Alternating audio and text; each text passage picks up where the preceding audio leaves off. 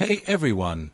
Tonight we're drifting back to a world that wasn't supposed to exist at all, at least not the way we imagine it. The world of the Maya. Go ahead and get comfortable. Maybe dim the lights a little.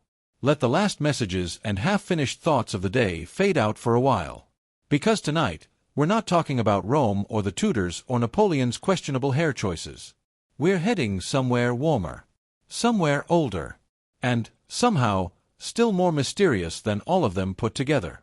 Deep in the humid forests of what's now Guatemala, Belize, and the Yucatan Peninsula, an entire civilization once built cities that seemed to grow out of the jungle itself. Massive limestone pyramids rose up from the trees like white teeth, their tips vanishing into clouds of mist.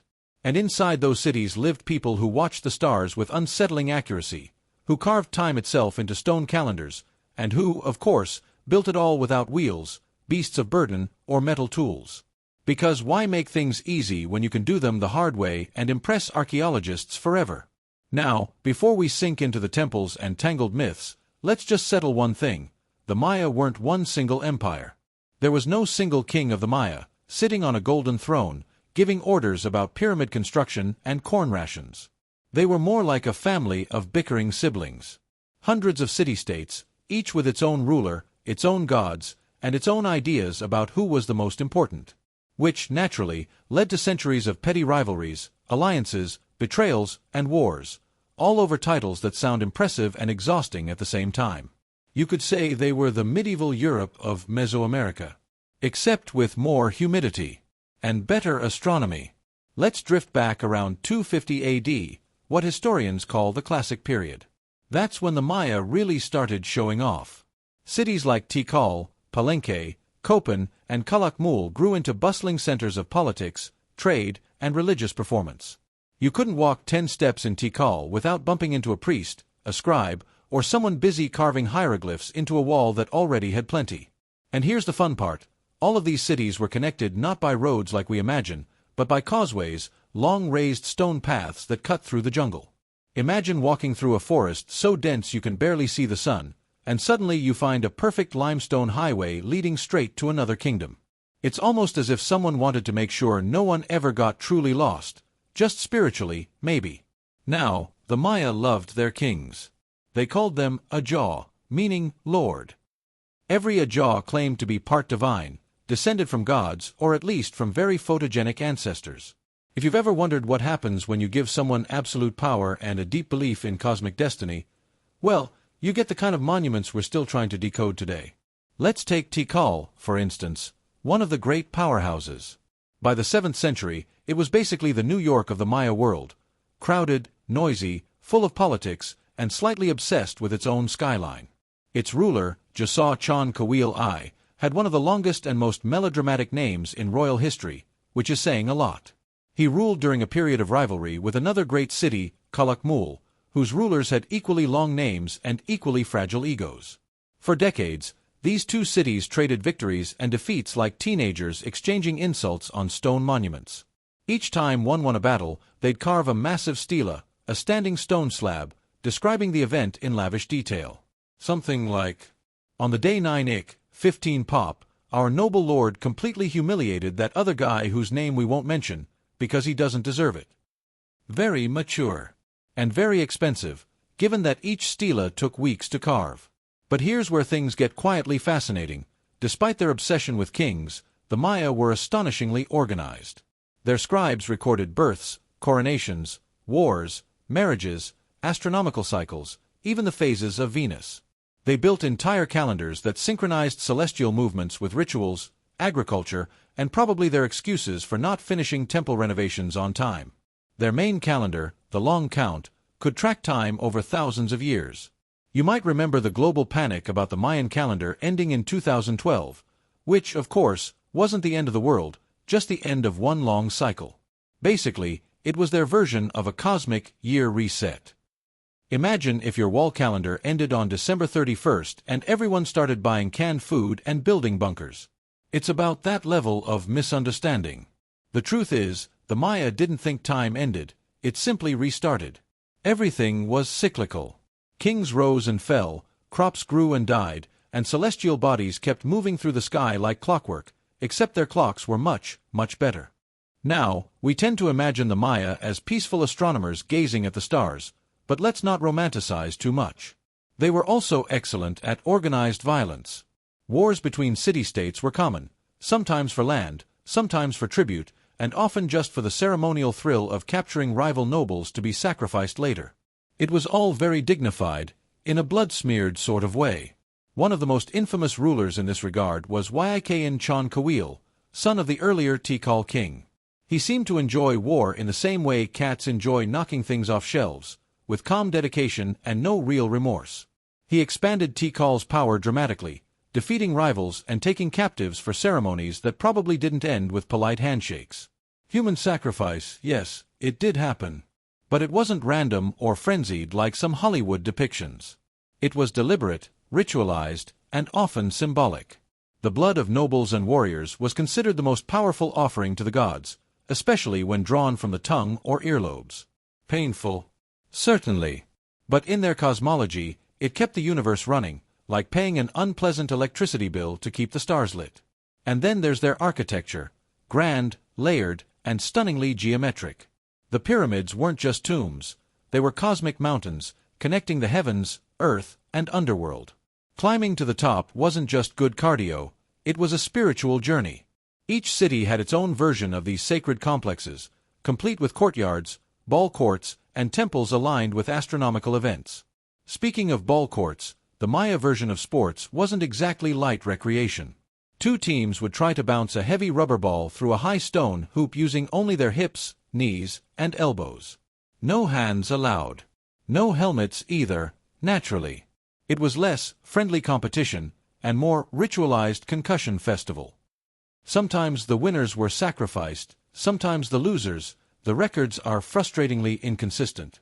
But either way, someone ended up very honored and very dead. Now, it's easy to picture these cities as isolated, but the Maya were incredibly connected traders. They imported jade, obsidian, cacao, feathers, salt, shells, basically everything shiny, sweet, or sharp. Cacao beans were so valuable that they became currency. You could pay taxes in chocolate. A brilliant idea, honestly. Though it does make one wonder how many officials just ate the evidence. But of course, not everything was prosperity and pyramids. Around the 9th century, something started to go wrong. City by city, the great centers began to empty out. Temples were abandoned. Palaces fell silent. And the jungle, patient, relentless, began to take it all back. For centuries, people would stumble upon ruined cities swallowed by trees, and wonder who built them. What caused the Maya collapse is still debated. Some say it was climate change, a long drought that wrecked crops and food supplies. Others blame political infighting, or overpopulation, or deforestation. Most likely, it was all of the above. When every city depends on the same delicate ecosystem, and every king wants to build bigger and better monuments to his divine ego, it doesn't take long before the balance tips. It's oddly human, isn't it? They charted the stars, predicted eclipses, and tracked the movement of planets. But they couldn't predict their own downfall. Civilizations rarely can. Still, the Maya didn't vanish. Not really. Their descendants are very much alive today, speaking dozens of Mayan languages, maintaining traditions, weaving textiles, planting maize. In that sense, the collapse is more of a transformation. The jungle took the cities, yes. But the people stayed. If you were standing on the temple steps of Uxmal or Köpen at dawn, watching mist rise through the trees, you'd never guess how much had happened there. Centuries of dynasties, ceremonies, rivalries, and rainstorms. Everything gone quiet now, except for the insects and the occasional archaeologist sweating in the undergrowth. It's a beautiful kind of silence. The kind that holds secrets rather than emptiness.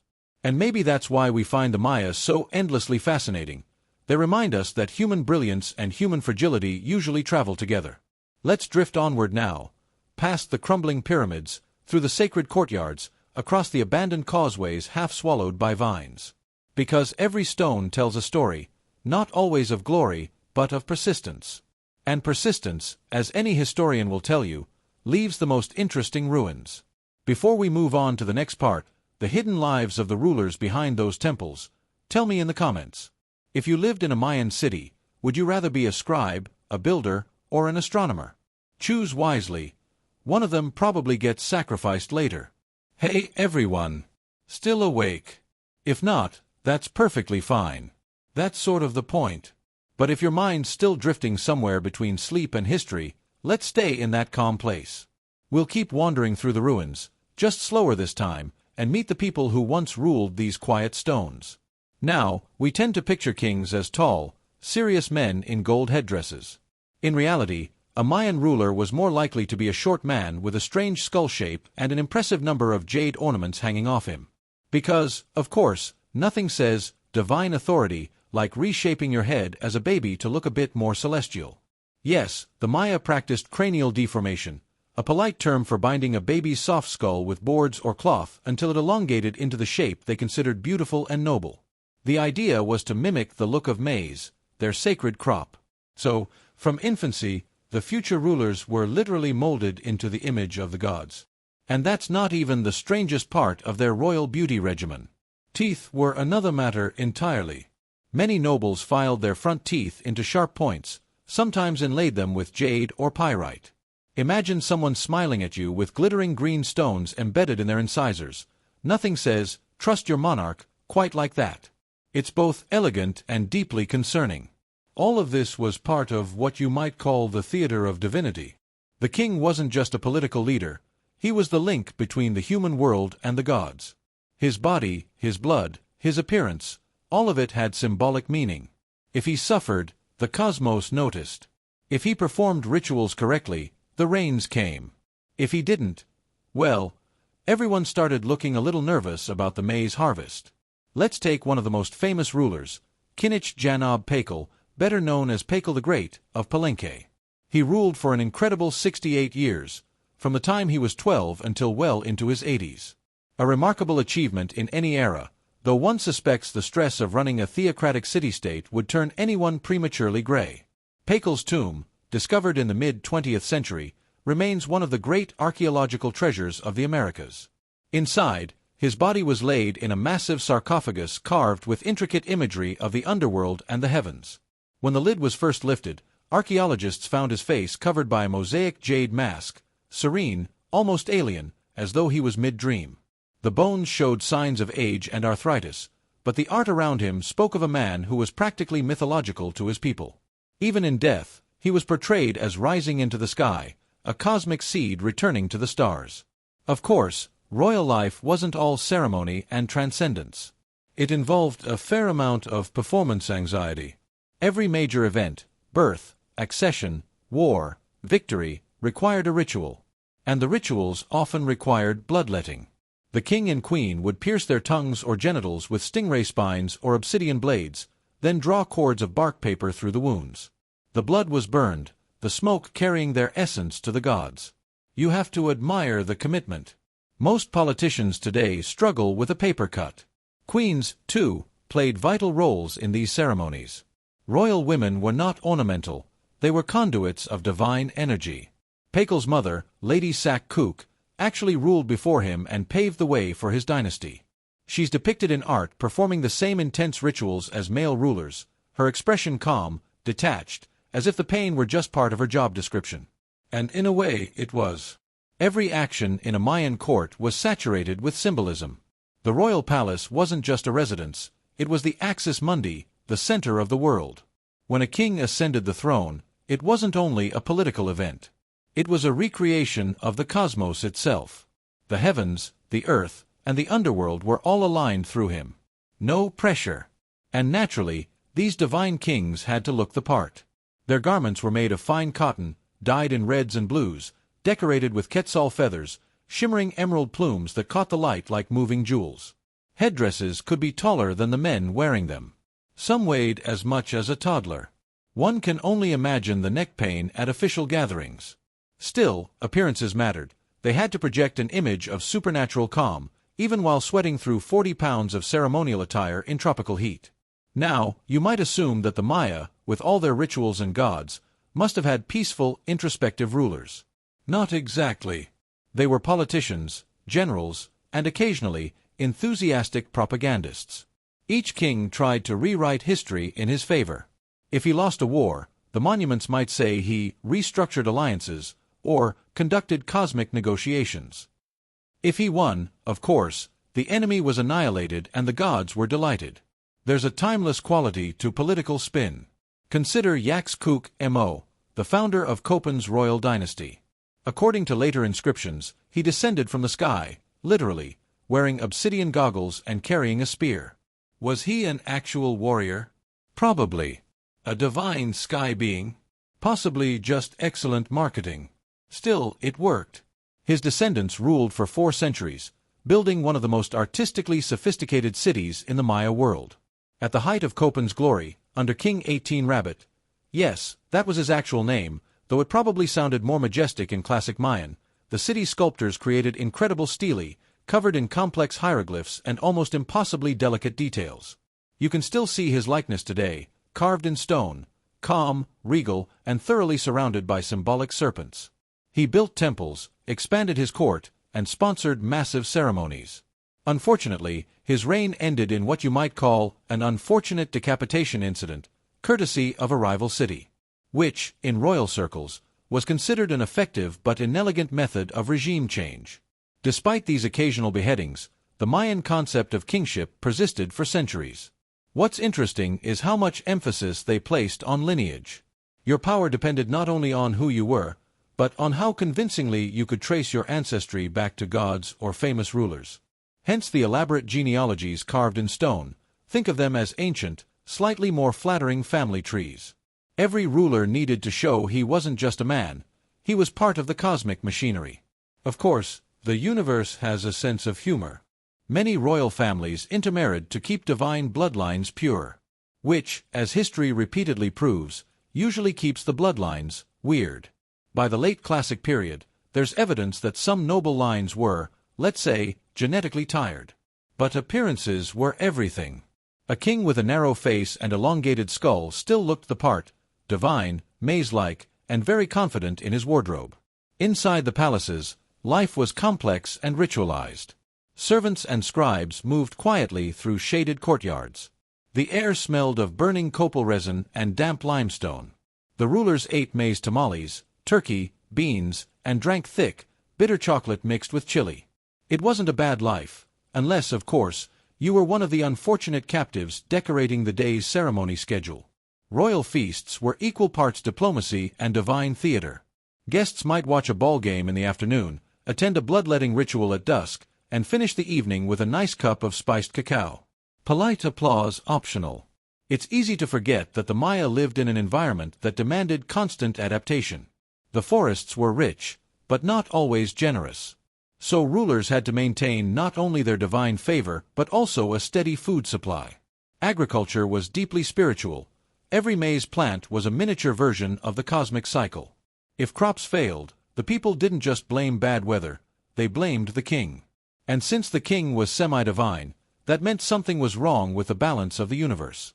A lot of stress for one person, really. Now and then, a king would go on a building spree to prove everything was fine.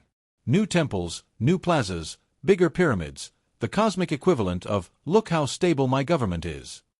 But even monumental architecture couldn't hide the deeper cracks forming in the system. You can only drain so many swamps and chop down so many trees before nature starts to fight back.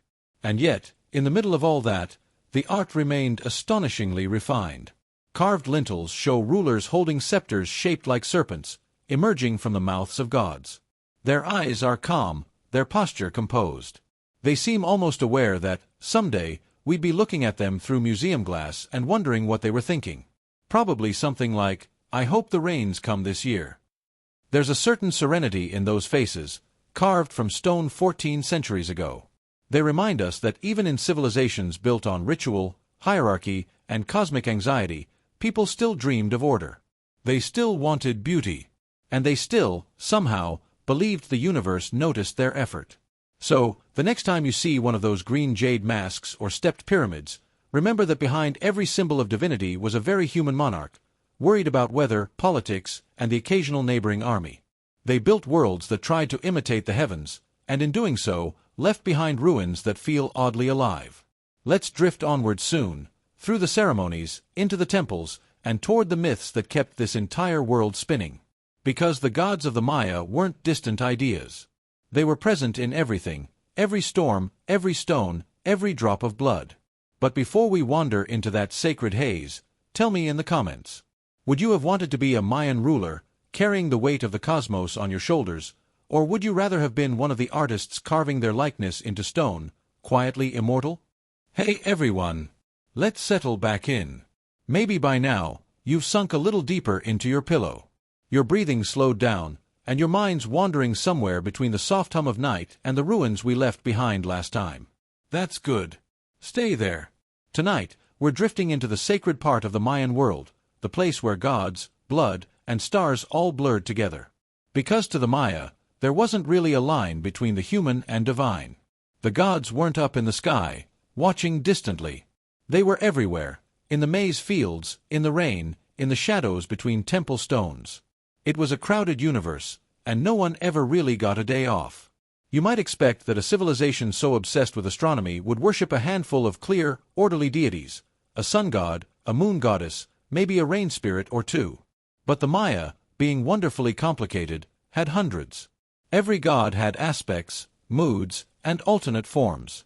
They were born, died, and were reborn, just like people. Sometimes they were benevolent. Sometimes they were terrifying. And sometimes they were both before breakfast. Let's start with one of the most central figures, Itzamna, the creator god. He was a kind of cosmic administrator, credited with inventing writing, medicine, and civilization itself.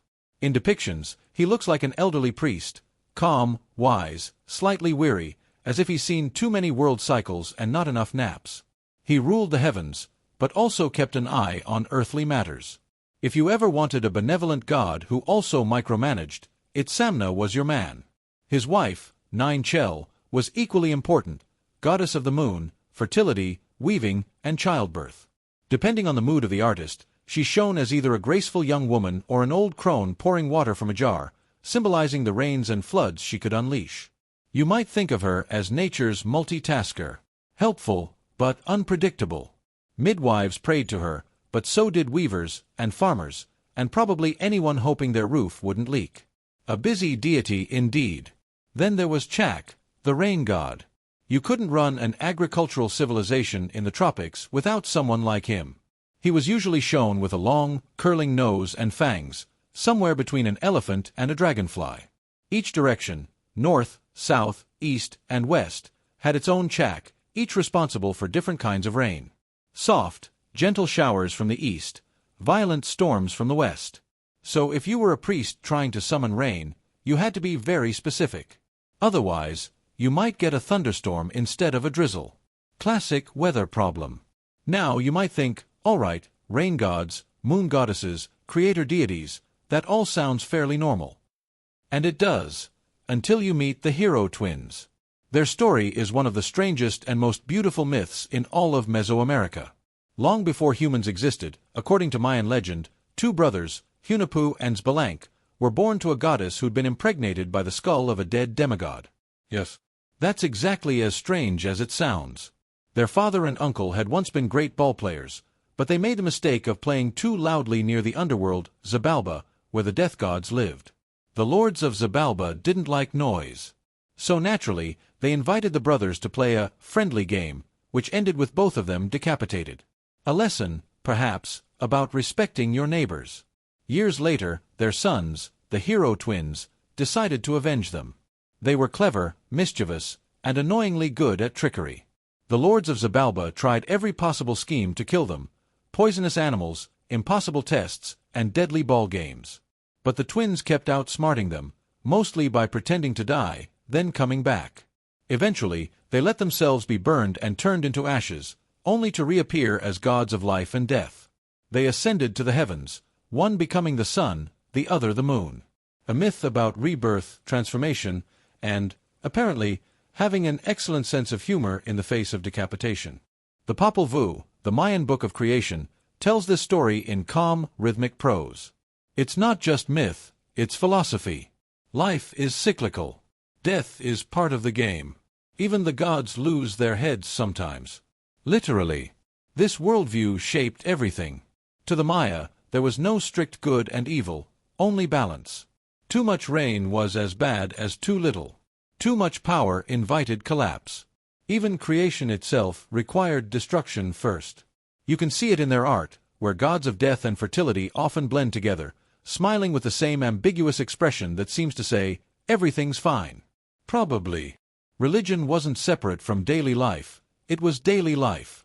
Farmers offered prayers before planting maize. Fishermen left tokens by the rivers. Merchants carried small idols with them on trade routes, like spiritual insurance policies. And the priests, of course, orchestrated the grand ceremonies that kept it all synchronized.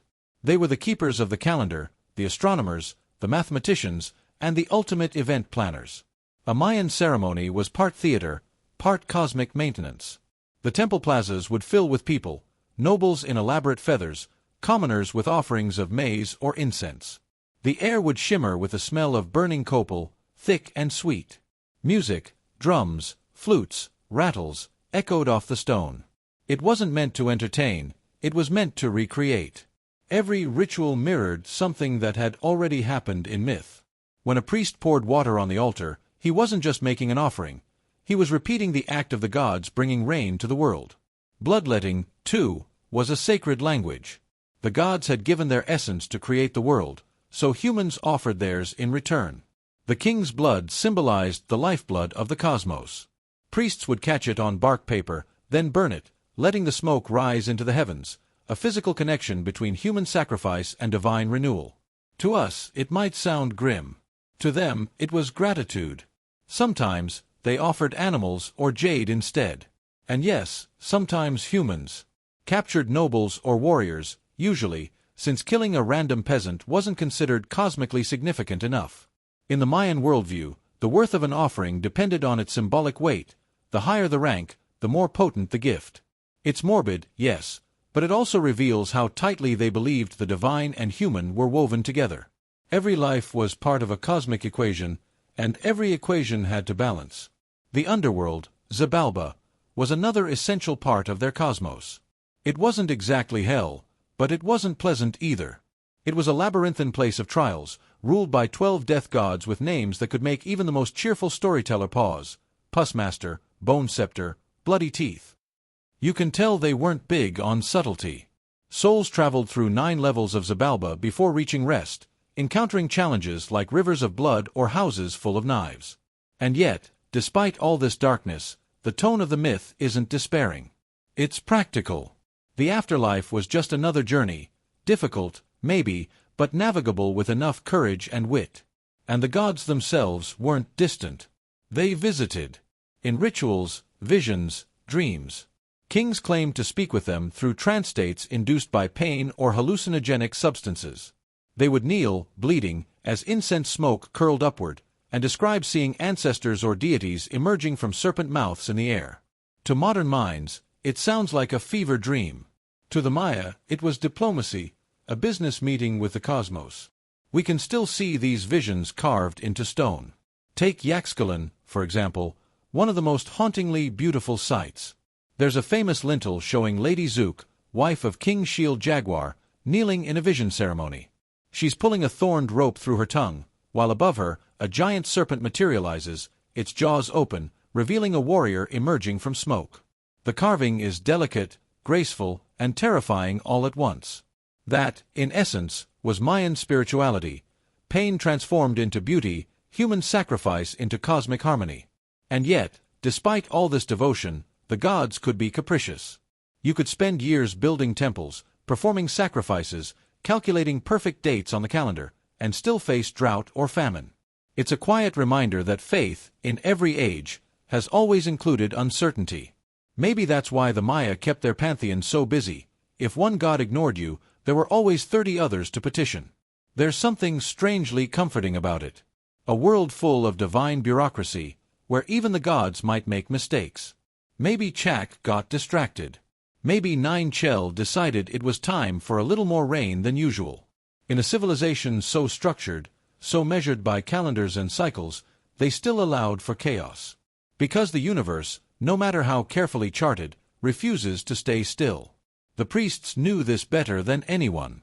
Their entire job was managing uncertainty, interpreting omens, calculating celestial events, reassuring kings that yes, the drought would end, eventually. They watched the movements of Venus and Mars, predicting eclipses with eerie accuracy. When Venus disappeared from the night sky, they said it had gone to the underworld. When it returned, it brought renewal, and sometimes war. Everything in the heavens reflected life below. Nothing was random. Everything was connected. It's easy to imagine one of those priests, standing atop a temple pyramid at dawn, watching the sky turn pale gold. Behind him, the city is quiet. In front of him, the jungle breathes mist into the air. He closes his eyes, listening, not for silence, but for balance. That's what the Maya really sought: balance between life and death, gods and humans, chaos and order. A fragile equilibrium that had to be maintained over and over again. And maybe that's why their civilization lasted as long as it did. Not because of conquest, but because of belief. They built entire cities just to align with the stars, massive structures serving as both temples and observatories. Every brick placed not for efficiency, but for meaning. They could measure time more precisely than most ancient societies, but what they valued wasn't precision, it was rhythm. The rhythm of the cosmos, repeating endlessly, like the sound of your own breath as you drift toward sleep. It's an oddly comforting thought, a civilization that saw the universe as one vast cycle of renewal. Even destruction was never final. If the gods could die and return, then so could cities. Maybe that's why the ruins still feel alive today, humming quietly under the vines. They're part of that same rhythm, waiting, not gone. So the next time you hear rain tapping on your window, maybe think of Chak, somewhere up there, still working his unpredictable shifts. And if you ever feel small under the stars, remember the Maya, who measured those same lights, named them, and believed every flicker had meaning. They didn't see the sky as far away. To them, it was home. Let's drift onward next time, deeper into the fall of the great cities, into the silent plazas where the rituals stopped and the jungle began to whisper again. Because even gods, it seems, can grow quiet. Before we go, tell me in the comments. If you could meet one Mayan god, which would it be? The patient Samna, the fierce Chak, or one of those mischievous hero twins? Choose carefully. They all love surprises. Would you like me to begin part 4 next, exploring the decline and disappearance of the Mayan cities, in the same calm, dryly poetic bedtime tone?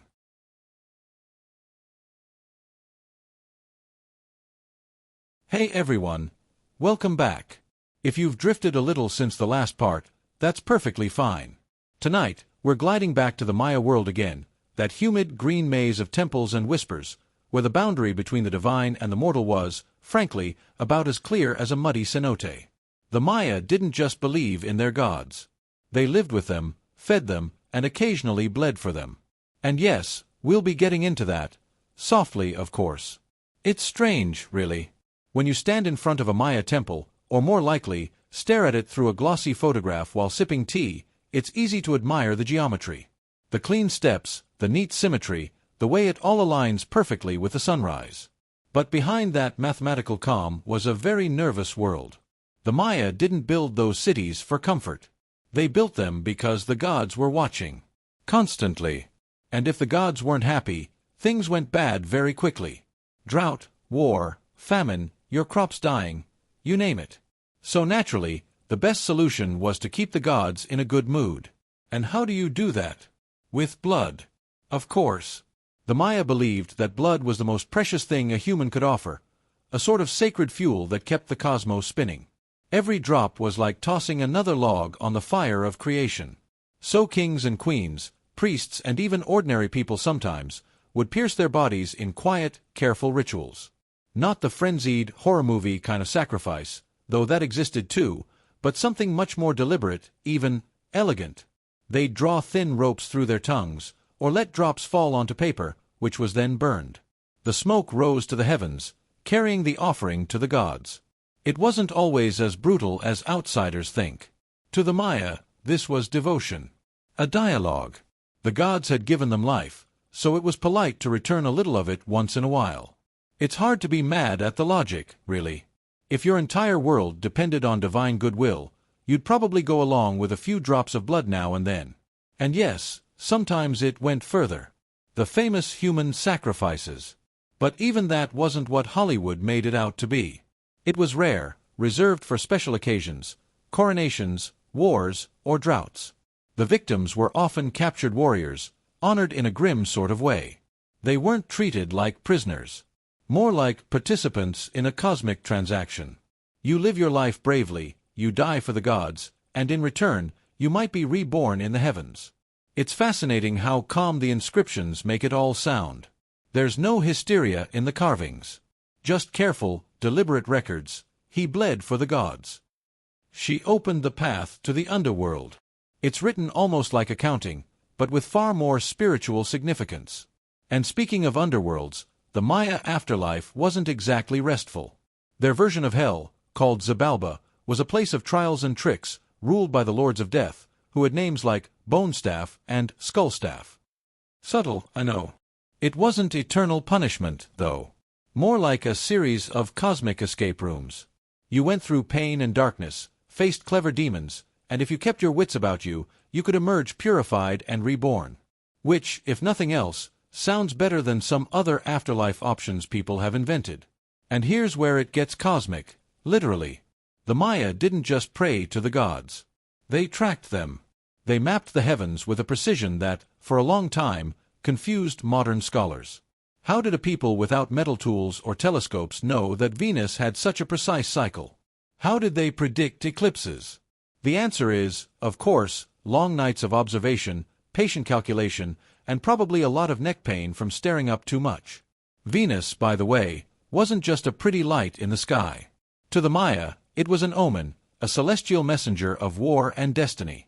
When Venus rose as the morning star, it often meant bloodshed was coming. Not metaphorical bloodshed, actual bloodshed. Kings would plan attacks or sacrifices around Venus appearances. Because nothing says military readiness like the position of a distant planet. You might think that's absurd, and yet, in a quiet way, it's not so different from how we still act.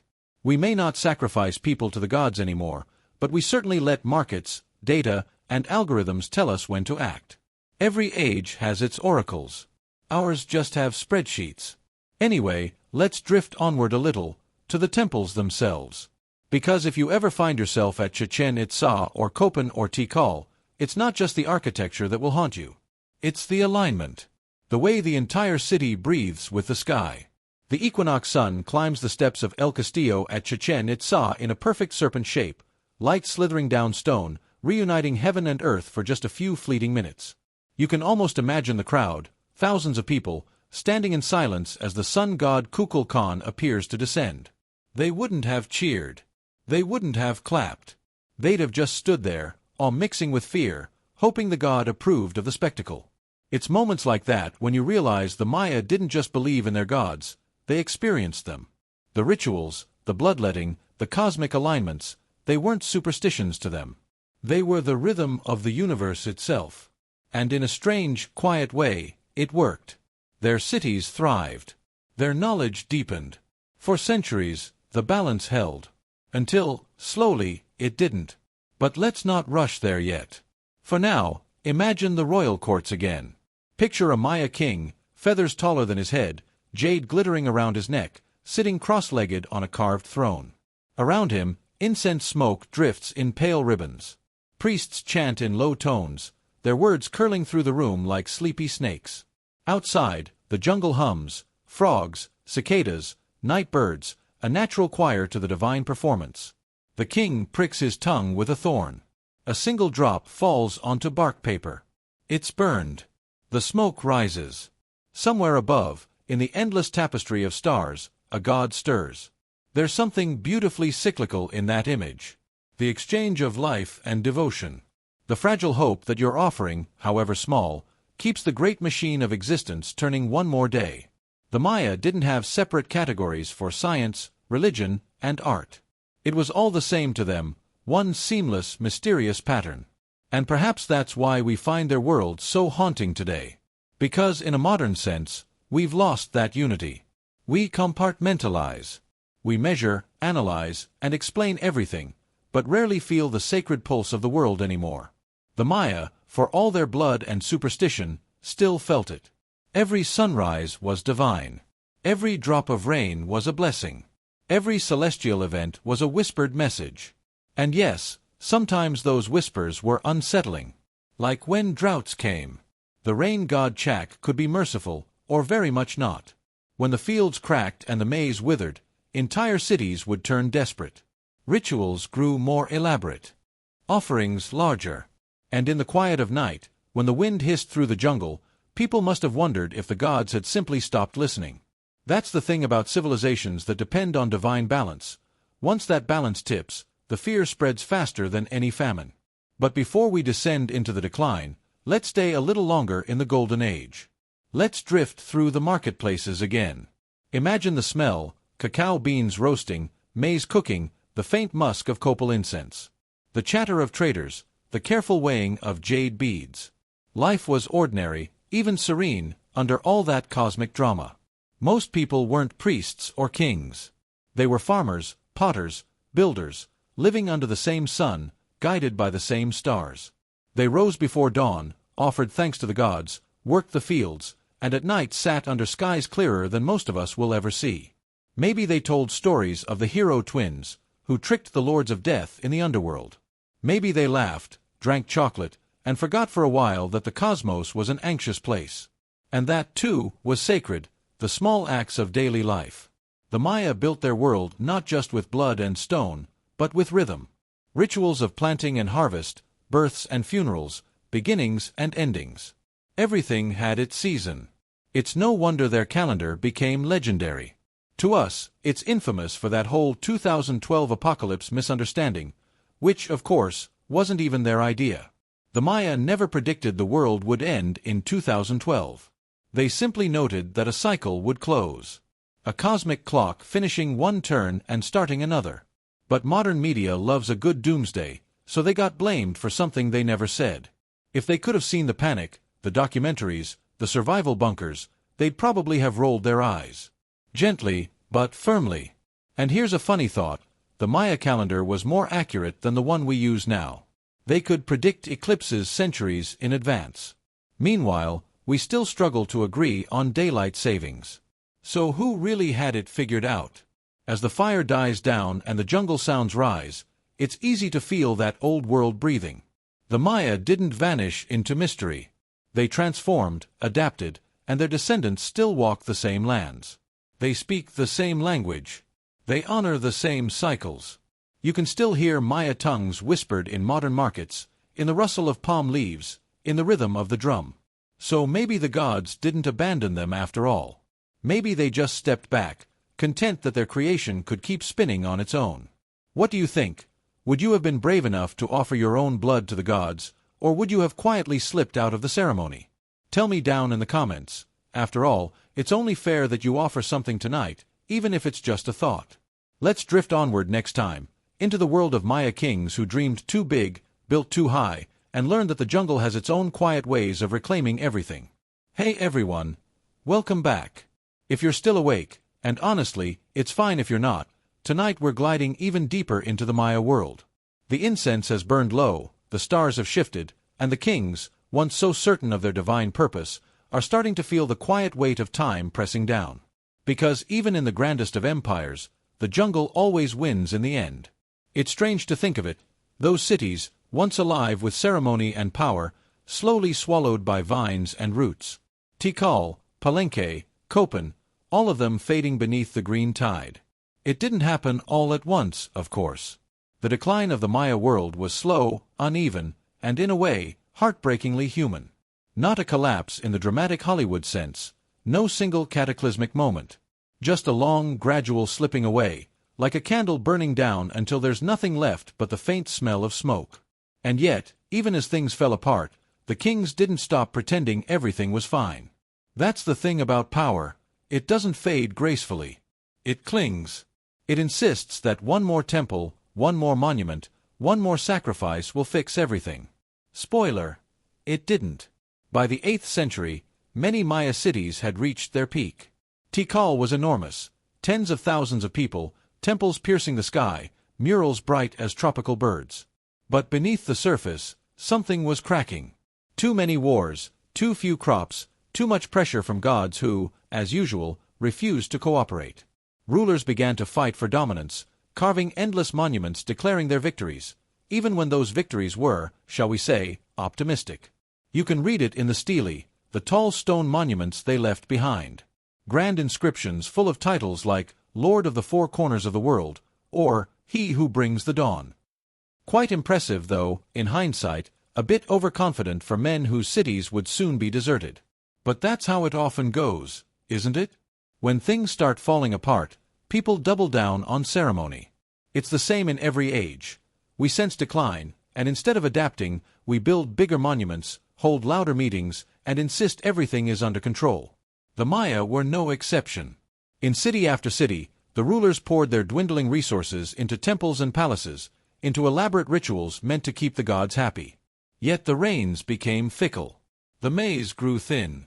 The rivers retreated into silence. You can imagine the priests looking anxiously at the sky, muttering that perhaps Chak, the rain god, was just taking a little break. Archaeologists studying lake sediments and stalagmites later discovered evidence of prolonged droughts during this time, some lasting decades. For an agricultural society dependent on seasonal rain, that's basically a death sentence.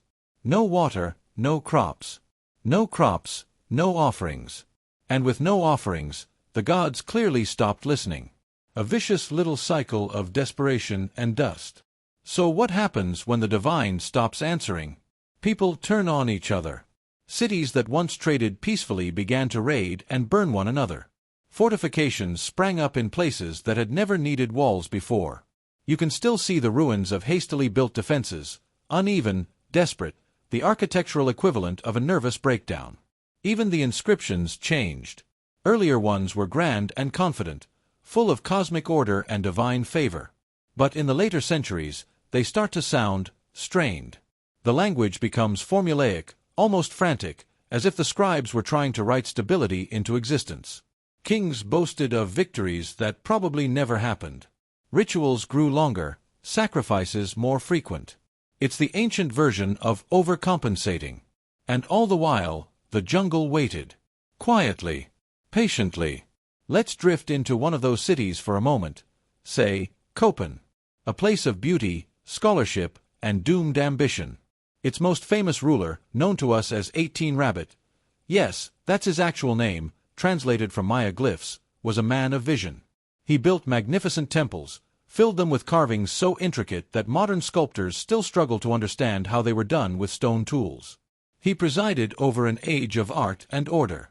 And then, quite suddenly, his head ended up on someone else's altar. You can feel the shift there, from divine certainty to chaos. A rival city struck, Copen fell, and with it went one of the brightest lights of the classic Maya world. Elsewhere, the same story repeated.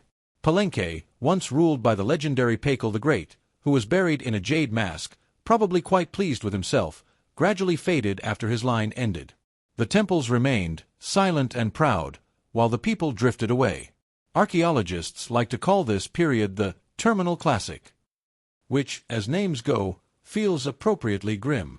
You can almost imagine the cities gasping their final breath, still performing rituals, still recording royal anniversaries, as the plazas emptied and the jungle crept closer.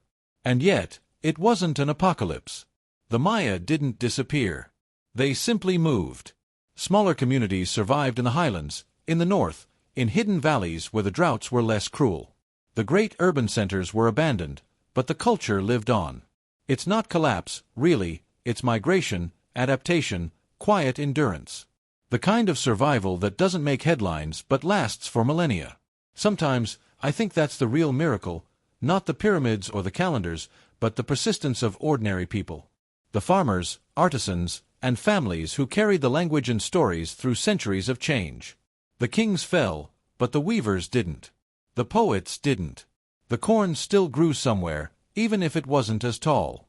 And then, centuries later, came new conquerors, pale-skinned men in armor who arrived in ships that looked like floating temples. The Spanish, with their own gods and their own unshakable confidence. They were impressed by what they found, and then, naturally, they tried to destroy it. Because history loves repetition.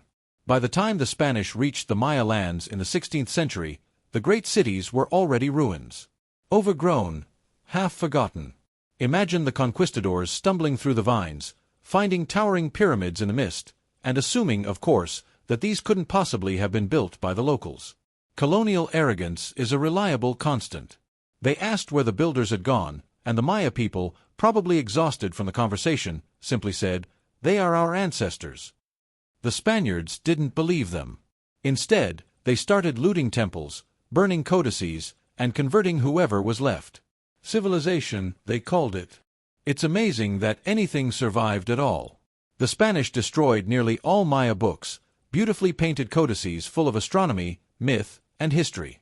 Only 4 survived. 4. The rest were burned as heresy. Imagine an entire civilization's knowledge going up in smoke because someone in armor thought it didn't fit their worldview. But knowledge has a funny way of hiding. The glyphs carved into stone couldn't be burned, and centuries later, patient scholars would begin to read them again. Slowly, carefully, like decoding a dream. It took decades, but now we can hear the voices of those long-gone kings and priests once more. Their fears, their rituals, their boasts, all carved in spirals of beauty that refused to die. And the cities, too, refused to vanish. The jungle didn't destroy them, it preserved them. The roots that cracked their temples also shielded them from the wind. The moss that covered their carvings saved them from the sun. When explorers began to rediscover these ruins in the 19th century, they were stunned. They thought they'd found a lost world. But the Maya had never been lost. They were just busy living quietly beyond the trees. Today, you can still hear the Maya languages spoken by millions across Central America. Still see their rituals, their festivals, their weaving patterns that echo ancient symbols.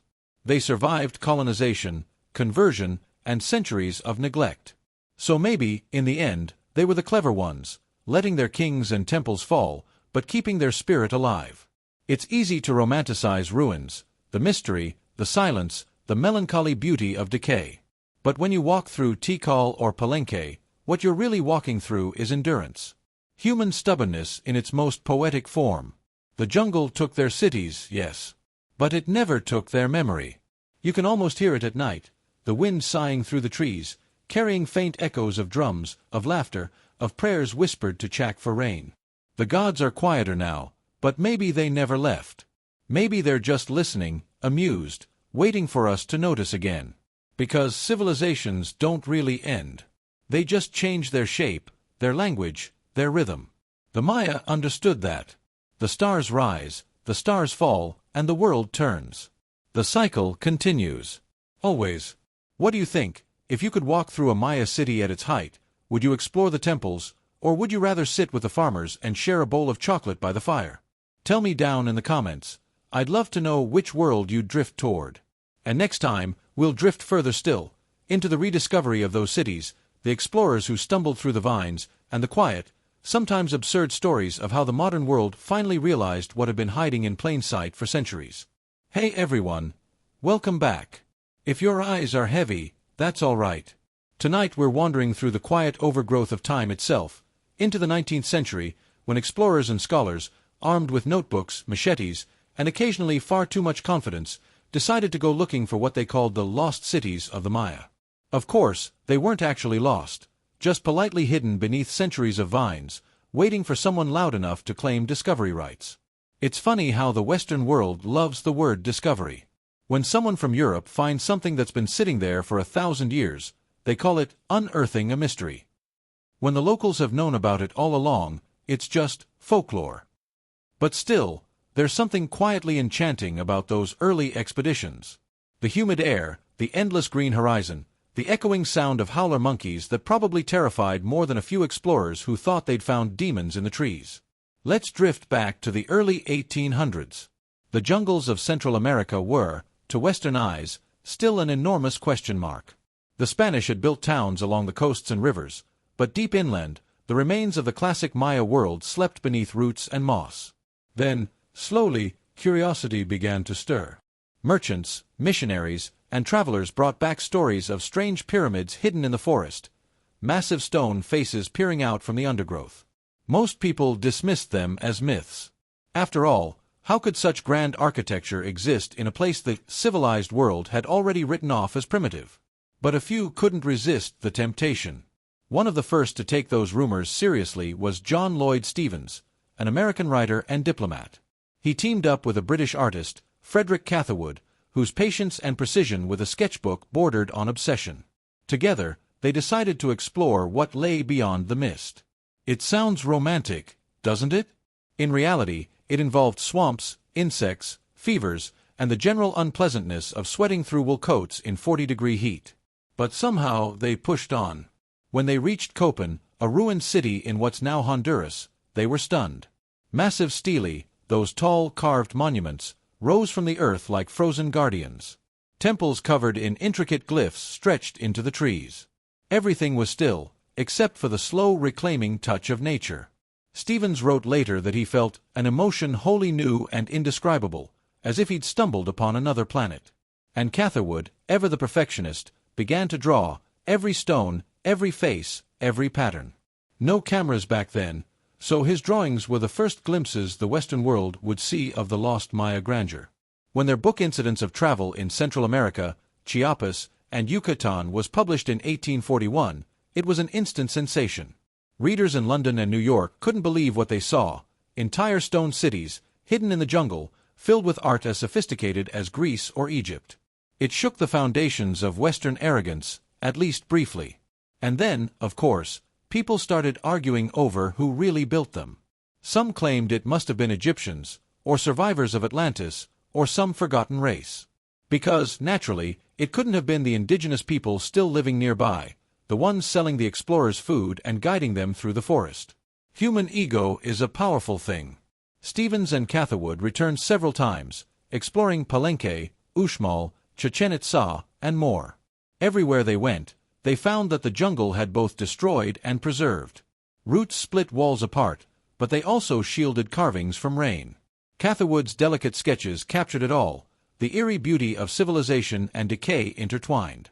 His lines almost hum with melancholy. You can see where he hesitated, maybe hearing the wind rustle through the leaves, realizing he was sitting atop what was once a royal palace. 1,000 years before, kings had watched processions from those same steps. Now, only ants marched there. Other explorers followed, some genuine scholars, others just treasure hunters with fancy hats. They brought back fragments of temples, bits of jade, and entire lintels, like souvenirs from someone else's grave. Museums in Europe filled with these pieces, labeled vaguely as Central American relics. Meanwhile, the descendants of the Maya still lived a few miles away, often working the fields for the same people who took their ancestors' art. History has a very dry sense of irony. But credit where it's due, those explorers did ignite global fascination. By the late 19th century, archaeologists began arriving with more scientific intentions. They mapped ruins, photographed them with those huge wooden cameras, and tried to make sense of the symbols carved into every surface. The Maya script, beautiful, complex, maddening, became an obsession. Each glyph seemed alive, part picture, part word, part riddle. For decades, no one could read them. Scholars argued endlessly. Some said they were purely decorative, others that they recorded historical events. Both were half right, and half very wrong. It took over 100 years before the code truly began to crack. A few brave linguists, ignored at first, realized the glyphs weren't just symbols, they were sounds. Syllables, combined to form real words, real names. The Maya hadn't written vague poetry on their walls. They'd written history, births, deaths, wars, dynasties, even personal feuds. Suddenly, the stones began to speak again.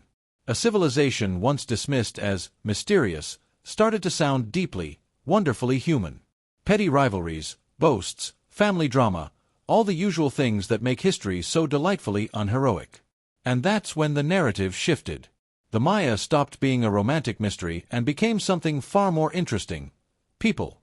Not vanished aliens or mythical builders, but humans with complex politics, bad decisions, and surprisingly modern anxieties. It's almost comforting, really. Turns out, even the most impressive civilizations can fall apart for very normal reasons. Drought, overconfidence, and too many kings pretending they still had control. As more ruins were uncovered, patterns emerged. Each city had its own personality. Tikal, tall and majestic, reaching for the heavens. Palenque, artistic, refined, a little theatrical. Köppen, scholarly and devout, obsessed with ritual. Chichen Itza, a later revival, powerful but increasingly cosmopolitan, almost commercial. It's hard not to anthropomorphize them, like people frozen mid-thought, mid-argument. You can sense where pride met exhaustion. Meanwhile, the modern towns around them grew. Locals began guiding tourists through temples that their grandparents had farmed around for generations. Children played soccer near thousand-year-old pyramids. Life returned, quietly. The jungle never really gives up on anything, it just reshapes it. It's oddly poetic that the ruins discovered by foreign explorers are now sustained by the very descendants of those who built them. The Maya endured, in language, in blood, in craft. Even after centuries of suppression, the rhythm of their ancestors beats on in rituals, in textiles, in stories whispered by grandmothers at dusk. If you listen carefully, it's all still there. But the Western fascination never faded. From pulp magazines to Hollywood films, people kept turning the Maya into myth again. Secret temples, curses, prophecies. Even the infamous 2012 end of the world fiasco came from a single misunderstood inscription about a calendar cycle. It never said the world would end. It just said the cycle would reset. But humans do love a bit of drama before breakfast. If Stevens and Catherwood could see the tourism industry now, drones flying over temples, influencers doing yoga on ancient steps, they'd probably sigh. Though Catherwood might still pull out his sketchbook. He'd capture it all with the same quiet grace, the old and new worlds colliding under the same humid sky. Still, it's worth remembering how miraculous it is that we can even visit these places. That after centuries of neglect, looting, and misunderstanding, the cities still stand. Stone doesn't give up easily. And perhaps, neither do people. Imagine walking through one, say, Tikal, at sunrise. The mist is still clinging to the treetops. The jungle hums softly, indifferent to your presence. A temple rises ahead, its top lost in the clouds. You climb, step by careful step, until you reach the summit. The horizon stretches endlessly, green and gold. For a moment, you see what the kings once saw, their entire world, alive and sacred. And maybe, just maybe, you feel small in the right way. Civilizations rise, fall, and are rediscovered, but the quiet awe they inspire remains the same. Perhaps that's the real immortality. Not stone, not power, but the ability to make someone centuries later stop, breathe, and whisper, "Wow." So, what do you think? If you could have joined those early explorers, hacking through vines, stepping into forgotten plazas, would you have gone? Or would you have stayed home, content to dream about lost cities from afar? Tell me down in the comments. Either way, you'd have been part of the story, the endless rediscovery of wonder. Next time, we'll drift onward to the late Maya kingdoms of the north, where Chichen Itza rose, trade routes expanded, and the world changed again beneath that eternal humming sky.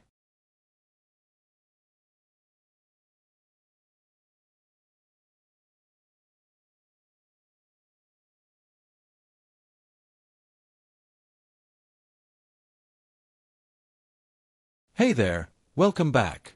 If you've been following along, you've probably noticed that the Maya never really disappeared, they just kept changing shape, adapting like the jungle itself.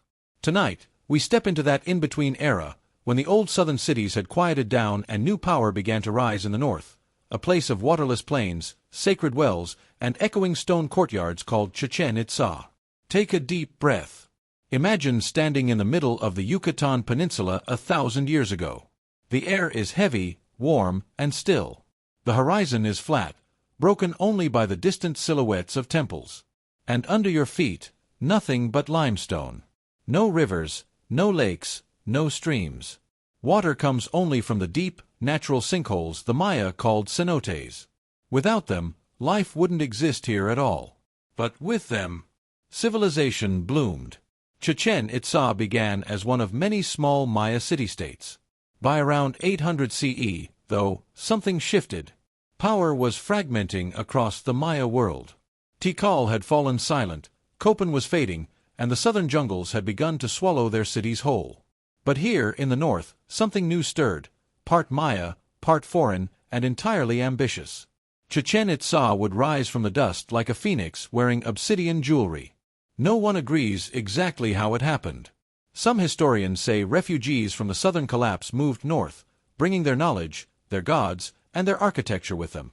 Others point to influences from distant lands, especially the city of Tula, capital of the Toltecs in central Mexico. Trade, war, migration, all blurred together like brushstrokes on a damp page. Whatever the truth, the result was extraordinary. A city that looked, felt, and ruled differently from anything before it.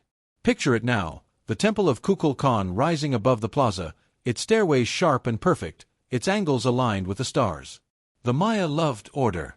Every line in that pyramid had meaning. Each side represented a season, each step a day in the solar year. And twice a year, during the equinox, the afternoon sun created a serpent of shadow that slithered down the northern staircase. To the people below, it wasn't a trick of light.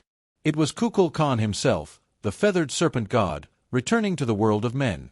You can imagine the awe, the music, the crowd falling silent as the shadow serpent appeared, inching toward the carved serpent heads at the base. Even now, tourists gather there twice a year to watch. We still crave that same spark of wonder. But Chichen Itza was more than spectacle. It was power, organized, pragmatic, and deeply political. The city's rulers weren't just kings, they were administrators, priests, merchants, warriors. And unlike the dynastic bloodlines of the classic era, Chichen seemed to run more like a council, a shared rulership, almost corporate in structure. Somewhere between democracy and dictatorship, wrapped in feathers and incense. Trade routes stretched like spiderwebs across the Yucatan. Cacao beans, obsidian blades, jade ornaments, cotton, salt, and honey all flowed through its markets. From the coast came shells and fish. From the highlands came copper and gold. The city pulsed like a heart, pumping wealth through every corridor. Walk through the Great Ball Court, the largest ever built in Mesoamerica. It's enormous, echoing, almost theatrical. The walls rise steep and smooth, decorated with carvings of players in elaborate gear, some mid-strike, others kneeling beside decapitated heads. Because, yes, for the Maya, the ball game wasn't just sport. It was ritual, cosmic drama played out on stone. To win might mean honor or sacrifice. No one's sure which was worse. Stand at one end and whisper. Your voice will bounce perfectly across to the other side. The acoustics are flawless, another sign of mathematical precision. Imagine the roars of thousands gathered there, watching the ritual unfold as the sun beat down. The game symbolized life, death, and the eternal struggle of day against night. Every bounce of that heavy rubber ball echoed the heartbeat of the universe. Across the plaza lies the Temple of the Warriors, a forest of stone columns, each carved with soldiers marching eternally toward battle. At its summit stands a Chukmul statue, reclining, head turned, holding a dish across its belly. Offerings would have been placed there.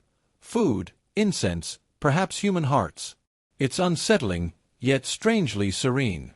Even in death, there's poise. Chichen Itza wasn't shy about sacrifice. The famous sacred cenote, a vast, deep sinkhole on the city's edge, became both a source of life and a gateway to the gods. When drought struck, when fortune faltered, the people turned to the water below. Archaeologists have dredged up offerings, jade, gold, ceramics, even skeletons. Men, women, children. To us, it feels cruel. To them, it was balance. A desperate kind of devotion. They weren't killing, they were negotiating with eternity. And yet, despite that darkness, Chichen Itza glowed. It became the most cosmopolitan city in the Maya world. You could hear languages from across the peninsula, smell spices from faraway coasts, and see faces from countless tribes. Artists carved with precision rarely matched before or after. Astronomers tracked Venus and the Sun with near-perfect accuracy. Even their architecture, columns, terraces, colonnades, showed an almost Greek-like symmetry. This wasn't an accident. It was intention, a civilization consciously rebranding itself after centuries of fragmentation. The feathered serpent god, Kukulkan, became the unifying symbol. A deity of wind, wisdom, and renewal. He linked the Maya to the Toltecs, to Tula, to a broader spiritual network. It's possible that real Toltec nobles even settled here, or perhaps the Maya simply adopted their myths to legitimize their new world. Either way, Chichen Itza became legend long before it became ruin. But power never stays balanced for long. By around the 1100s, cracks began to show. Trade shifted. Rival cities, like Mayapan, rose to challenge Chechen's dominance. Factions fought, temples burned, and slowly, the heart of the city grew quiet. The cenotes still reflected the sky, but no processions marched past them anymore. No drums echoed from the ball courts. The feathered serpent returned to the underworld, and the jungle began its patient reclaiming. Centuries later, the Spanish would arrive and hear whispers of this lost place, a city of gold and gods. By then, the Maya who lived nearby still spoke of it with reverence. They called it the mouth of the well of the Itzá. Chichen Itzá. Even in ruin, its name still held power. Today, when you stand there, in front of El Castillo, surrounded by crowds and cameras, it's hard to imagine the silence that once lived here. But if you go early, before the buses arrive, before the chatter begins, you can almost feel it. The weight of stone, the breath of time. Birds circling above the pyramid like memories that refuse to fade. It's strange how much this place reflects us. Ambition, faith, artistry, cruelty, all woven together. Chichen Itzá wasn't just a city. It was a mirror. And in it, we still see ourselves, reaching upward, trying to touch eternity, while standing on the bones of the past. Maybe that's why it fascinates us so deeply. Because no matter how far we've come, we still chase the same shadows, the promise of permanence in a world that refuses to stand still. Next time, we'll drift to Mayapan and the twilight of the Maya kingdoms. When the old alliances broke apart, the Spanish ships appeared on the horizon, and an ancient civilization faced its longest night. For now, close your eyes. Picture the serpent of light sliding down the temple once more. The crowd's breath catches, the drums begin, and the sun slips behind the stone. The cycle continues, as it always has, as it always will. Hey there, still awake? If not, that's okay. This part of the story moves at the pace of fading embers anyway. Tonight, we drift into the final centuries of the independent Maya world, long before the Spanish sails cut across the Caribbean horizon. The great cities of the south had fallen quiet. Chichen Itzá, once the jewel of the north, was slowly surrendering to vines and silence. But one last capital would rise, proud, fragile, and short-lived, the city of Mayapan. It's a funny name, soft and round, like something harmless. But in truth, Mayapan was a city born out of politics, betrayal, and uneasy peace. If Chichen Itzá was a monument to ambition, Mayapan was a monument to paranoia. After Chechen's decline, the Yucatan didn't collapse into chaos right away. Instead, a loose network of smaller kingdoms emerged, each ruled by noble families with long memories and sharper egos. Trade still flowed through the peninsula, salt, honey, obsidian, cacao, but power had become scattered, a little unstable. And somewhere around the 13th century, a confederation was formed to restore balance. 3 major cities, Mayapan, Uxmal, and Itzá, at Chichen, agreed to share authority. It was called the League of Mayapan, which sounds impressive until you realize that most ancient leagues ended the same way modern group projects do: resentment, backstabbing, and someone setting the metaphorical temple on fire. Mayapan became the political center, a kind of bureaucratic heart of the peninsula. It wasn't as majestic as Chichen Itzá. Its pyramids were smaller, its artistry simpler, its grandeur slightly recycled. In fact, many of Mayapan's temples were literal copies of Chechen's, built in miniature, as if the city wanted to remind everyone it deserved the same respect but didn't quite earn it. You might call it the medieval Maya version of an imitation handbag. Still, the city thrived. At its height, tens of thousands lived within its walls. And yes, Mayapan actually had walls. High, thick, defensive. It was one of the only major walled cities in the Maya world. A practical choice, given how much everyone seemed to mistrust each other. Inside those walls, power was concentrated in the hands of one dominant family, the Kakam lineage. They were shrewd, wealthy, and suspiciously fond of eliminating rivals. If Chichen Itzá's rulers had tried to rule with charisma and spectacle, the Kakams ruled with spies and daggers. Still, for a while, it worked. The League held. Trade prospered. Pilgrims visited the sacred sites. And for a century or two peace, or something like it, endured. But the thing about alliances is that they age badly. Especially when one side keeps collecting more tribute than the others. The Xiu family of Uxmal, once equal partners in the league, began to grow resentful. They claimed the Kakams had become tyrants. The Kakams, naturally, accused the Xius of treachery. And as the story always goes, someone finally decided to stop arguing and start stabbing. Around 1441, the simmering tension boiled over. The Xius, fed up and probably underfunded, launched a coup against the Kakam rulers of Mayapan. The city erupted into chaos. Temples burned, nobles were slaughtered, and by the end, the Kakam family was all but wiped out. Well, almost all. One son, conveniently away on a trading mission, survived. He later returned with an army of mercenaries to exact revenge. But by then, it was too late. The league was shattered, and Mayapan was abandoned. It's fascinating, and a little sad, how history repeats its rhythms. Each great Maya center rose from the ashes of another, believing it could avoid the same fate. Each one fell, convinced its story was different. But the cycle always returned: unity, ambition, fragmentation, collapse. It's almost poetic, or maybe just very human. After Mayapan's fall, the Yucatan fractured into dozens of small chiefdoms. Each one controlled a few towns, a patch of farmland, maybe a coastal port. They feuded, traded, married, and occasionally murdered each other in that casual, cyclical way small states tend to. There was no single king, no great empire, just a network of proud, independent Maya polities, all connected by language, blood, and old grudges. But the Maya weren't isolated. By now, whispers of strange ships and pale-faced strangers had begun to drift up from the coasts. Sailors spoke of iron, gunpowder, and diseases that killed without warning. It must have sounded like myth at first, the kind of story told around fires to keep children from wandering too far. The Maya had seen traders and travelers from across Mesoamerica for centuries, but this was something different. Something new was coming, something from across the endless sea. Before that, though, daily life in the late Maya world continued with quiet persistence. Markets still bustled. Priests still counted the days on their sacred calendars. Farmers still tended maize and beans, offering the first harvest to the gods. The old traditions never truly stopped, they just softened around the edges, adapting to smaller scales. In the absence of great kings, local nobles took on spiritual duties. Temples became smaller, rituals more intimate. Faith didn't fade, it adjusted. And in a strange way, the fall of the great cities gave ordinary people a little breathing room. Without monumental construction projects and endless wars, many communities could focus on survival, family, and small-scale trade. You could almost say, very quietly, that life got simpler, maybe even a little better for a while. No kings demanding jade tributes, no endless bloodletting for celestial balance. Just a gentler rhythm, closer to the earth. Of course, simplicity never lasts long.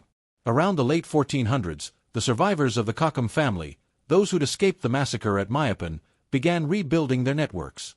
They still claimed noble blood, still believed they were destined to rule. They formed alliances with other cities, plotted revenge, and waited for their chance to return to power. The Maya world was restless again.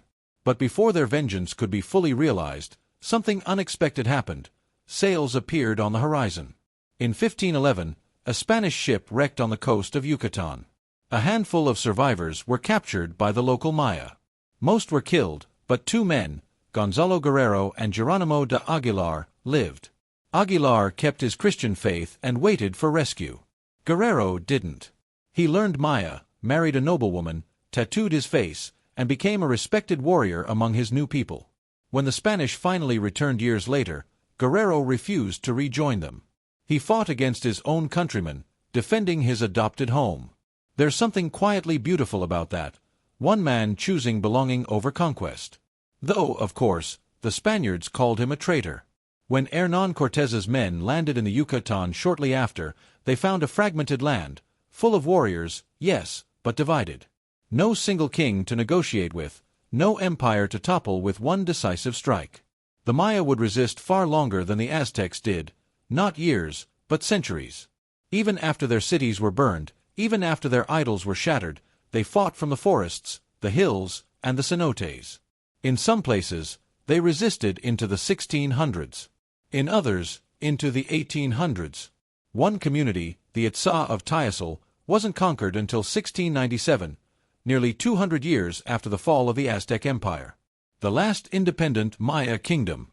It's almost poetic, the civilization that endured for millennia, outlasting its conquerors in quiet defiance. Mayapan's ruins still stand today, just a short drive from modern Merida. The walls crumble under the same sun that once gleamed on their stones. The air hums with cicadas, the scent of dust and heat lingering in the wind. Few tourists linger long. There are no grand pyramids here, no serpent shadows, no monumental echoes. But in that simplicity lies something profound. Mayapan wasn't the height of Maya civilization.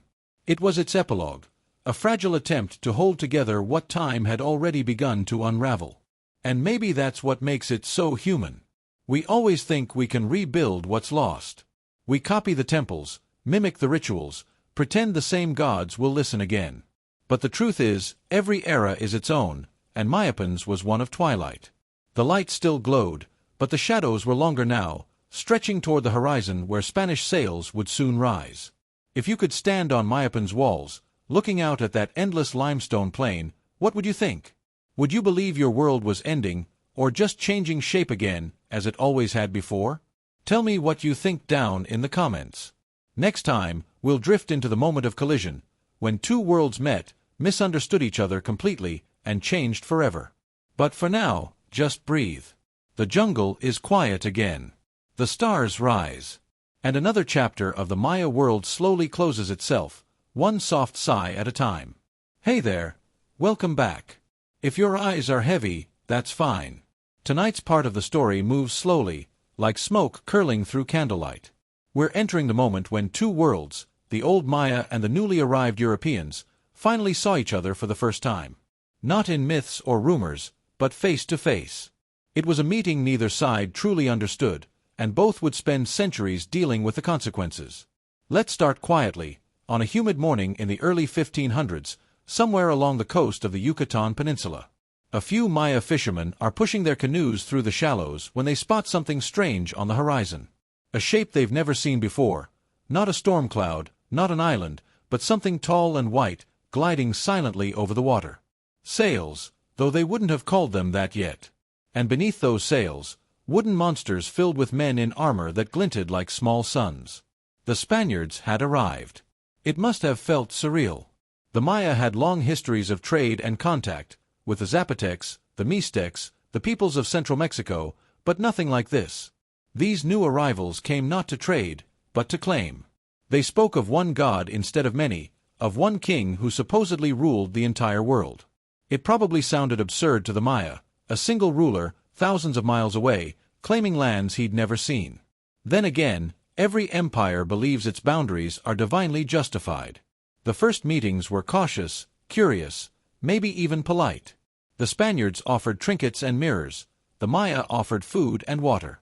Both sides studied each other, clothing, language, posture, trying to make sense of the unfamiliar. But the balance shifted quickly. The Spaniards carried something the Maya could never have anticipated: disease, steel, and an unshakable sense of destiny. And yet, the conquest of the Maya was not a swift affair. It didn't collapse like the Aztec Empire, which fell in a matter of years. The Maya world was too fragmented, too decentralized. You couldn't defeat one king and expect the rest to follow, because there wasn't one. There were dozens. Each city-state had its own politics, its own grudges, its own alliances. So when the Spanish came marching inland, they found themselves trapped in a web of local rivalries. Sometimes, the Maya fought them directly, ambushes from the jungle, hit-and-run raids that vanished into the trees. Other times, rival Maya factions allied with the newcomers, hoping to use them as weapons against their old enemies. It worked, for a while. Until, of course, it didn't. The Spanish, for all their armor and artillery, still relied heavily on local allies. The conquest of the Yucatan was less a war between two nations and more a series of civil wars that outsiders took advantage of. It was brutal, messy, and stretched across decades. You can almost picture the exhausted soldiers slogging through heat and mosquitoes, armor rusting, tempers flaring, wondering if this green labyrinth would ever end. One of the first major campaigns came under Francisco de Montejo, a conquistador who tried, repeatedly, to subdue the peninsula. He arrived in 1527 with a small army and big ambitions. He built settlements, claimed land, declared victory, and then watched as Maya warriors methodically burned his towns and killed his men. He left, returned, left again. The Yucatan, it seemed, refused to be conquered. Montejo's son tried again years later, building a new city at Mérida atop the ruins of Oldo, an ancient Maya town. That's something the Spaniards did often. They built their churches directly on top of temples. They thought of it as holy reclamation, proof of divine triumph. But really, it was something quieter and sadder, a way to smother an old world beneath a new one without fully erasing it. If you visit Mérida today, you can still see it. Stones from Maya temples built right into the colonial cathedral walls, as if history itself couldn't quite separate its layers. The conquest of the Yucatan dragged on, not months, not years, but generations. By the time the Spanish considered the region pacified, it was the mid-1500s. Even then, many Maya villages simply carried on as before, their beliefs hidden beneath thin layers of Catholic ritual. Welcome back. Tonight's story begins in silence, deep in the green breath of the Yucatan jungle, where vines hang like curtains and the air hums with the sound of unseen life. Centuries have passed since the last Maya kings ruled. The cities have fallen quiet. Temples that once shone with paint and gold are swallowed by roots, and the great plazas are carpeted with leaves. But the jungle, it doesn't forget. It hides. It protects. And one day, it begins to whisper again. Our story picks up in the early 1800s, an age of explorers, scholars, and dreamers armed with maps, notebooks, and an unshakable belief that the world still held secrets. Europe was drunk on discovery. Ancient Egypt had its pyramids. Greece and Rome had their ruins. But the Americas, they were a mystery, a continent of stories told by half-interested colonists and romantic poets. Few believed that a civilization as old and advanced as the Maya had ever existed there. After all, where were their histories? Their books? Their monuments? The answer was simple. They were still there. Just hidden. The jungle doesn't destroy stone. It reclaims it. Roots split walls. Trees grow from temple tops. Vines drape over stairways like shrouds. And beneath that green silence, the Maya cities waited, patient, forgotten, alive in their own way. One of the first Europeans to really look for them was John Lloyd Stevens, a lawyer from New York with a restless curiosity. In 1839, he set out with an English artist named Frederick Catherwood. Together, they crossed steaming rivers, battled fevers, and stumbled through jungles that swallowed entire cities. And what they found would change how the world saw the Americas forever. Their first discovery was Copan, in present-day Honduras. Stevens described it as a dream turned solid, endless stairways, stone faces, towering steely covered in strange hieroglyphs. Catherwood drew everything in precise, aching detail, every carving, every glyph, every vine-covered tower. When those drawings reached London and New York, people were stunned. Here, clearly, was not a savage wilderness, but the ruins of a complex, ancient civilization.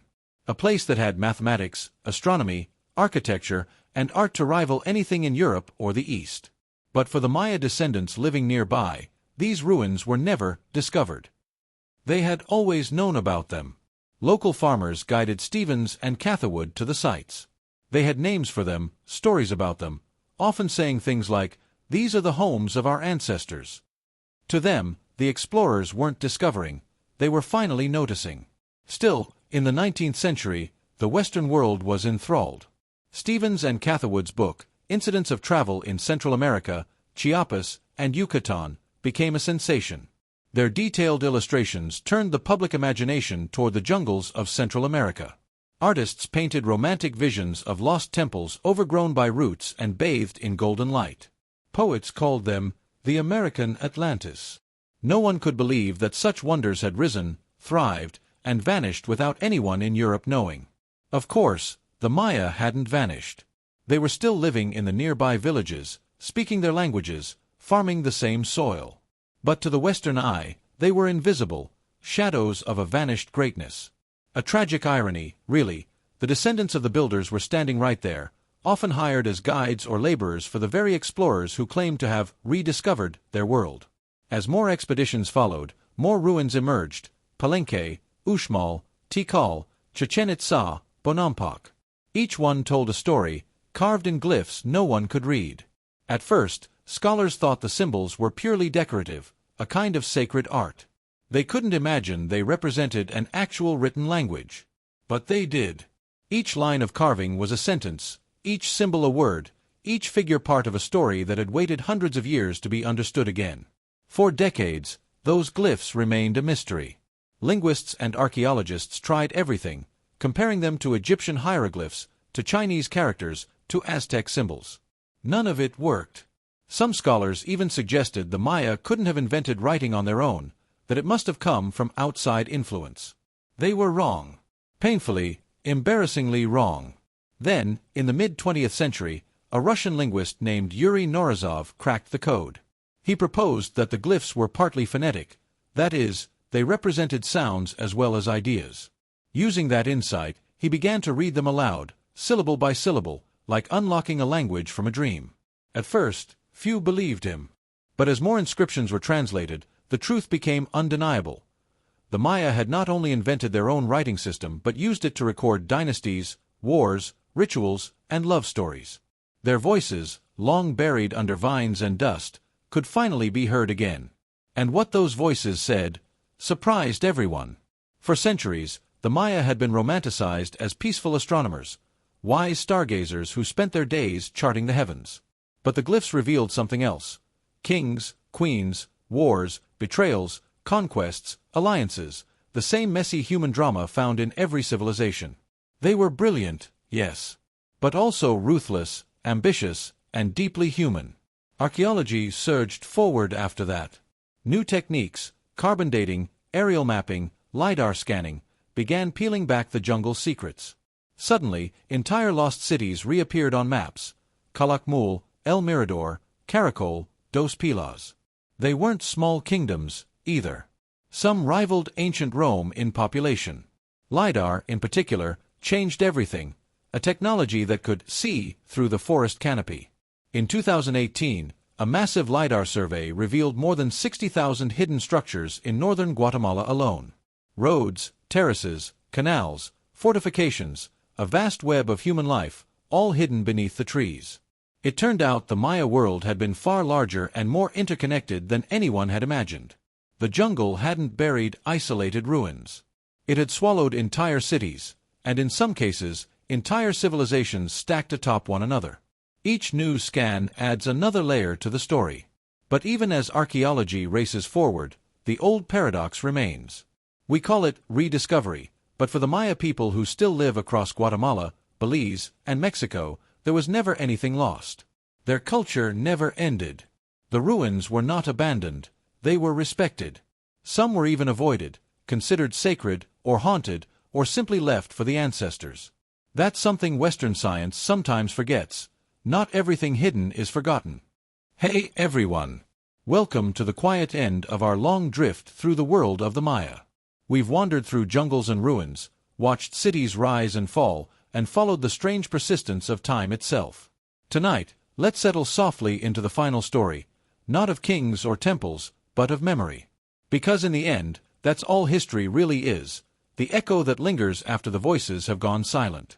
If you were to stand at Chichen Itza at dawn today, you'd hear it. The sound of early wind moving through the plazas. Birds calling from the jungle. The low hum of tourists gathering near the serpent staircase, whispering like a modern congregation. You'd see guides, many of them Maya, explaining to wide-eyed visitors what this pyramid meant, how the sun still paints the serpent of light down its side twice a year. There's something hauntingly circular about that. The ancestors built it to honor their gods. Now, their descendants build livelihoods by teaching the world to look at it again. It's hard not to feel that the gods themselves would approve, or at least, find it amusing. The Maya believed in cycles, endless returns, cosmic spirals that wound back upon themselves. To them, the end was never really an ending. Just another turn in the wheel. And maybe, just maybe, that's what we're living through now. A new turn of the same old story. Today, the Maya civilization has become both a scientific fascination and a cultural wound. Millions of Maya people still live across Mexico, Guatemala, Belize, and Honduras, speaking dozens of dialects, weaving patterns their ancestors once carved into stone. They are not relics. They are continuity. Yet for centuries, they were told their past was gone, erased, conquered, or mythologized. Now, slowly, the narrative shifts. The archaeologists dig, the linguists translate, and the modern Maya remind the world that their story never stopped being written. In the towns around Lake Atitlan, old men still tell stories of the hero twins, the tricksters who defeated the lords of death. In Chiapas, the highland villages still plant corn with prayers whispered to the earth, just as their great-grandparents did. At every festival, you can still see jaguar masks, serpent motifs, fire dancers. The symbols have changed languages, but the meaning remains the same. Life, death, and the space between them. The irony, of course, is that much of what we know about the Maya comes from fragments, broken stele, half-burned codices, eroded murals. And yet, those fragments have more life in them than many complete histories. A single glyph, once unreadable, can tell an entire story once you know how to listen. It's strange how something carved in stone 1,000 years ago can still feel personal, like someone clearing their throat, waiting to be heard again. Let's drift now to the modern ruins at Tikal, no longer silent, but filled with the murmur of cameras, footsteps, and the occasional shout of a guide. The temples rise like stone islands above a sea of green.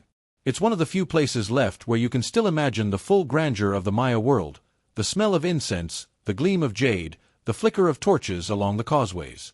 And standing there, you can almost feel the weight of time pressing down. Not heavy, exactly, just patient. Like the earth remembering your name. Tourism has given the Maya world a second life, but also new challenges. For every traveler who comes to learn, there are others who come for the photos, drone shots, hashtags, quick awe. The temples become backdrops instead of voices. But maybe that's just another phase in the cycle, another translation of devotion. After all, even admiration is a kind of worship. The gods of the old world have become global now, turned into postcards and travel documentaries, but still gazed upon with reverence. Archaeologists continue to unearth new discoveries every year. LiDAR scanning reveals hidden pyramids and entire cities buried beneath the forest. Sometimes, entire complexes appear that no one knew existed. Each one rewrites a little piece of what we thought we understood. It's as though the jungle itself decides when to reveal a secret, as though it's been waiting for the right century to speak. And when it does so quietly. No thunder, no drama. Just a soft clearing of vines, and there it is, a stairway leading to nowhere, a reminder that someone once climbed it long ago. In some parts of Guatemala, villagers now work alongside scientists to restore and preserve these ruins. It's slow, delicate work, brush by brush, layer by layer. Each artifact uncovered is photographed, documented, and returned to its place. No treasure hunting. No greed. Just an act of care. As if they're tending to the bones of an old friend. There's a kind of poetic symmetry in that. The ancestors built for eternity. The descendants are helping eternity last a little longer. You could call it archaeology. Or you could call it devotion. But if you listen carefully to those who live near the ruins, you'll hear another kind of wisdom. They'll tell you the temples are not dead things. They're alive, places of power, humming beneath the surface. You don't shout there. You don't take without asking. You offer something, even if it's just silence. Especially silence. Maybe that's something we've forgotten. The Maya never separated the sacred from the scientific, or the human from the cosmic.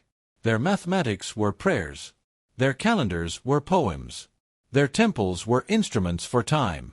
We like to think we're more advanced now, but they might have understood something we've lost, that logic and reverence don't have to be opposites. As you drift further into the quiet, imagine the stars above a Maya city 1,000 years ago. Each one perfectly placed within their calendar, every motion calculated to the fraction of a day.